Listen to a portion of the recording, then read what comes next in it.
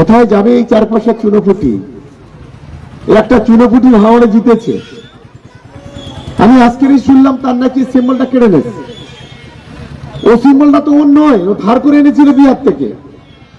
সেই আরএসএমপি যে রাজ্য সভাপতি এখনই আমাকে ফোন করলোই, আমি যখন এখান থেকে দুর্গাপুরে ঢুকেছি, বললো দাদা একটা খবর বলি। আমি বলি কি? বলছে খামটা কেড়ে নিছি। তাই বলি খাম কেড়ে নিছি, আমি বুঝলাম না।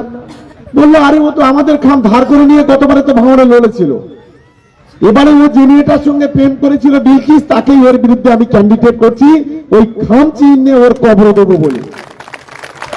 বোঝো অবস্থা। ধার করা নিয়ে একদিন চলছিল। আমি বললাম তুমি খাম কেড়ে নাও আর ছাতা কেড়ে নাও, আমরা ওকে এবার ভাঙড় থেকে ছুটি করে হুগলিতে পাঠাবো, কেউ আটকাতে পারবে না।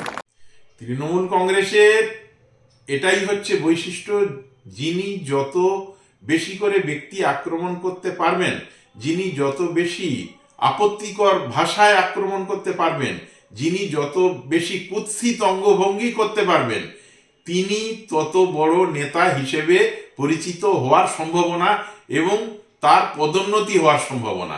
যার জন্যে দ্রৌপদী মুর্মুও এই আক্রমণের শিকার হয়েছিলেন।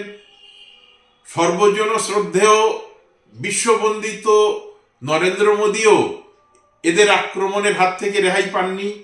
প্রয়াত মুখ্যমন্ত্রী বুদ্ধদেব ভট্টাচার্য, তাকেও কল্যাণ ব্যানার্জি বলেছিলেন নন্দনে বসে স্কচ হুইস্কি খায় আর ফুর্তি করেন। আর সর্বোপরি এই কিছুকাল আগে আমরা অভিজিৎ গাঙ্গুলির প্রতি এইভাবে কটূক্তি বর্ষণ এবং আক্রমণ করতে শুনেছিলাম। তো সেই কারণে এটা এই দলের বৈশিষ্ট্য। এই সংস্কৃতি রাজনীতিতে কখনোই স্বাস্থ্যকর হতে পারে না। এরা ভাঙড়ে সেইটাই চালু করেছেন। দেখা যাক সাধারণ মানুষ পশ্চিমবঙ্গে এনাদের প্রতি এনাদের কোন গোত্রে ফেলেন, এটাই আমরা দেখার জন্য অপেক্ষা করব।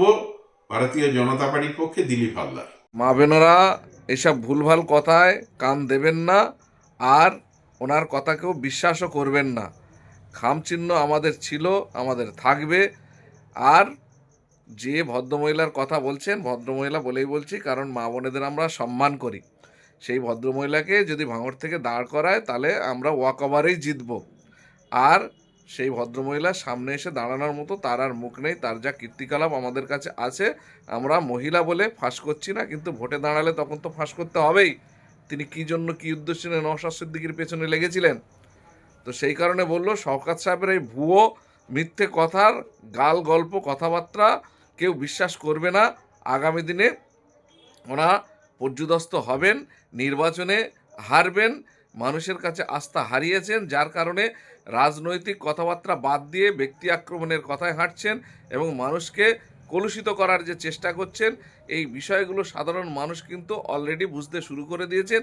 এইসব ভুলভাল কথাবার্তা কিছু মানুষকে ডেকে এনে টাকা পয়সা দিয়ে শোনানো যায়, কিন্তু বাস্তবে এই মানুষের ভোট বাক্সে পড়বে না যদি সন্ত্রাস আর গুন্ডামি না করে।